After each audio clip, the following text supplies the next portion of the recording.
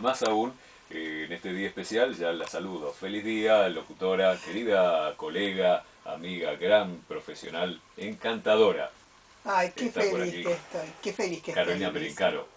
Hoy le decía a los chicos, ¿no? Muchas gracias y lo mismo para vos. Eh, Estoy feliz por haber elegido esta profesión, Ujú. estoy feliz porque un día, cuando vine a conversar con Baltasar Jaramillo, me dio la oportunidad, de verdad, de conocerte, de conocer todo este grupo, por haber entendido que se me abrió, digamos, otra rama de lo que es esta carrera. Yo que siempre había hecho análisis político de 6 a 9 de la mañana, que durante 20 años me levanté a las 4 de la mañana, y Baltasar me dijo, y Lito también, no hagas política acá, pero no como una prohibición.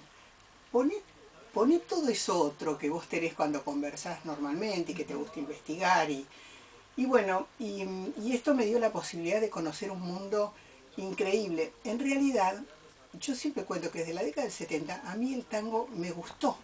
Y me gustaba. Y con la gente de mi generación, que ahí teníamos por ahí 20 años, 18, 20 años, nos gustaba y nos gustaba cantar de vez en cuando Soledad, como lo, escuchate esta, como lo cantaba Gardel, no, bueno, una pavada lo que hacíamos.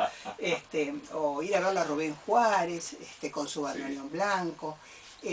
Yo hoy escucho voces consagradas de mujeres que recién empezaban y nos gustaba ir a Vidar.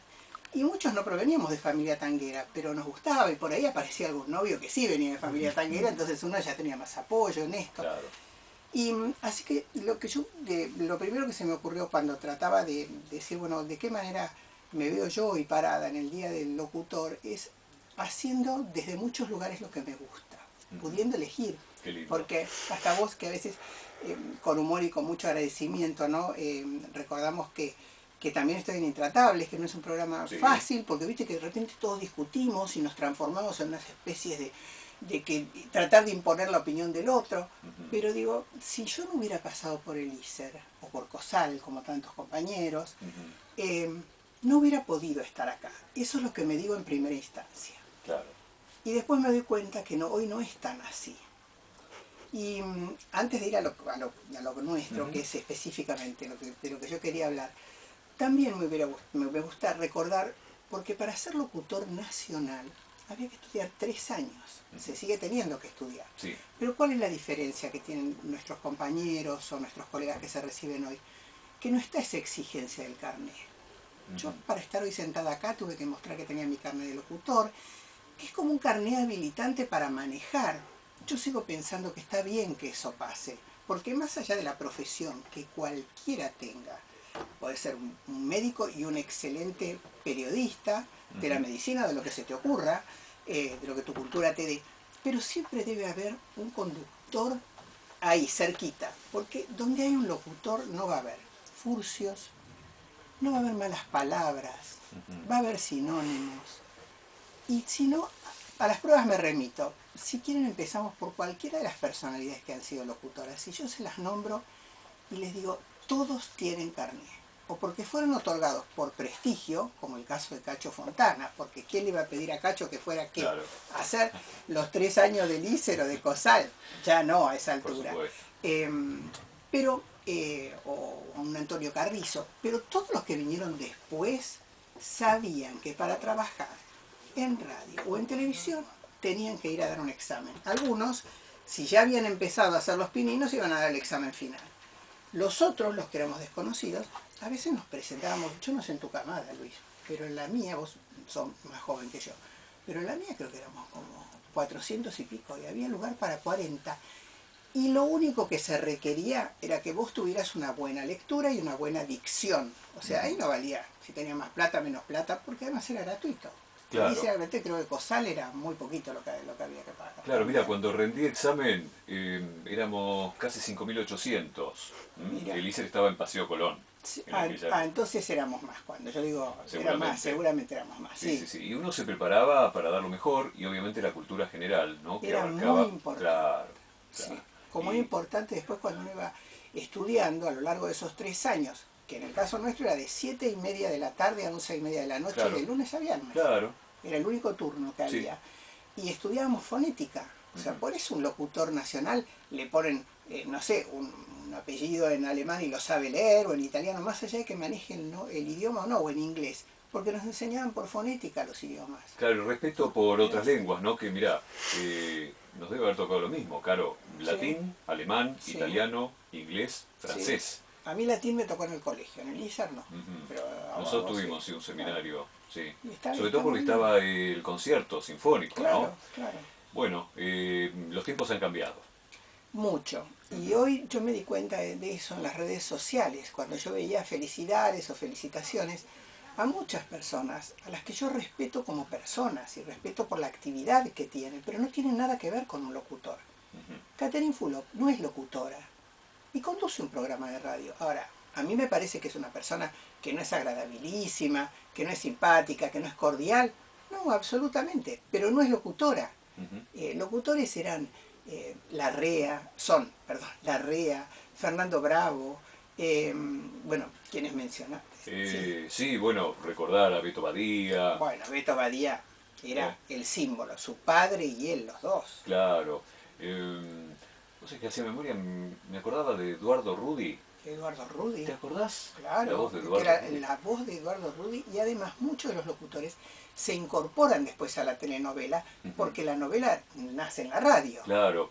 ¿Y sabés con quién trabajé por primera vez? ¿Con quién? Cuando arranqué en el micrófono, con el negro Brizuela Méndez. Claro. Me temblaba todo, me temblaba el alma. ¿Sí? Creo que son esos días que uno guarda en la vida y en la memoria, ¿no? Así Que es, Pinky, temblás, a quien claro. también obtuvo cargo emblemático, porque, bueno, Ujú. ¿quién mejor? Manejaban los tonos, la dicción, nunca una palabra fuera de lugar, nunca falta de respeto. Eran de las épocas en que los locutores hacían esas noches de gala, en donde yo lo recuerdo porque en mi infancia los veranos pasaban en la radio en Mar del Plata. Sí. No sé por qué. A mí me Y gustaba ya que ir. hablamos de Sí, cultura general, Antonio Carrizo, ¿no? claro, Que además representaba sí. mucho más todo lo que se agregaba al locutor en cuanto a ideas, contenido, Así horas es. y horas de lectura, el vuelo intelectual. Betty Elizalde, Claro. Nora Perlé, Ujú, Nucha Mengual. ujú. Eh, yo creo que hoy ellas pueden estar, como es el caso de Nora Perlé, frente a un micrófono y son voces que no envejecen, Ujú. que esa cadencia que le ponen, esos tonos, esa voz, bueno, para mí siguen siendo maravillosos. Y voy a sumar un nombre, Sí. Carolina Perín. Ah, Porque ya que mencionaba cómo fue el encuentro, ¿no? Aquí en la radio sí. para armar este maravilloso equipo, Carolina Perín es una profesional reconocida No, de años, más allá de su juventud, que ha liderado la mañana en una emisora sí. muy Muy reconocida. emblemática. Y justamente el director que ha mencionado aquí de la Sí. radio, Baltasar Baltasar. Jaramillo, y todos coincidimos, mirá, con tu sensibilidad, con tu capacidad intelectual. Qué lindo sería aprovechar todo ello después de los años Sí. liderando la primera mañana. Aquí conocer esta otra faceta, ¿no? Me abrieron un mundo. Y nos Fue encanta. así, me abrieron un Ujú. mundo porque yo tenía mi biblioteca ahí que pensaba que era solo para los momentos de, qué sé yo, de descanso, ¿no? Pero lo mío estaba metido, mi cabeza estaba metida dentro de la política ahí. Hoy se me hubiera jibarizado, ¿viste?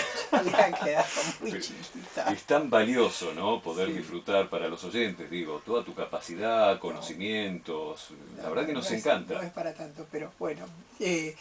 Vos sabés que hoy decía, a ver cómo empezó esto, ¿no? Ujú, Y en realidad cómo se formó la Sociedad Argentina de Locutores en el año 43, y en realidad fue por iniciativa de un grupo de los que, bueno, transitaban la radiofonía y que les pareció muy inteligentemente, creo yo, o vieron muy inteligentemente la necesidad de estar agrupados, como se estaban agrupados en otros oficios. Y en realidad el ISER también se crea allá por el año 1950, durante el gobierno de Perón, porque parecía, algunos interpretaban que era como para que, bueno, entonces se dijera lo que había que decir. No, era para profesionalizar ujú. justamente este oficio, ¿no? Pues Claro. digo, el hablar es un oficio, y el que mejor lo haga va a ser mejor oficioso lo que haga. Ujú, No sabría si definirlo como una profesión. Bueno, y uno de los primeros fue Juan Carlos Torri. claro. Juan Carlos Torri, el nombre de una ductilidad, vamos a recordar un poquito para los Ujú. oyentes más jóvenes, Por supuesto, sí. impresionante, impresionante. Junto a Julia Sandoval hicieron uno de los ciclos televisivos, Doctor Cardi y Señora, que eran maravillosos, porque era lo que tenía el locutor, de saber hablar bien, después le era muy fácil el paso de comedia. Y también fue un regular cantor de tango. Nosotros tenemos después un pedacito que vamos a pasar por acá. Y otro, si yo le digo hay que besarse más, ¿ustedes qué me dicen? O si decimos, por ejemplo... El living del amor. Claro, el living del amor.